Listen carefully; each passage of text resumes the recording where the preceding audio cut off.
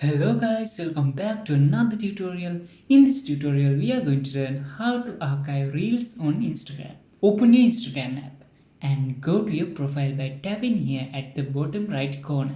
Then here we can see our reels and posts. I tap on this icon to go to my reels. Then I select this reel to archive. So I tap on it. Then here tap on these three dots. Select manage. Then select remove from profile grid.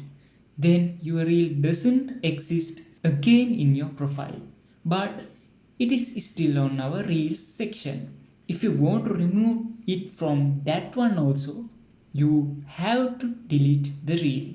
Hope this video was helpful for you guys. See you in the next video.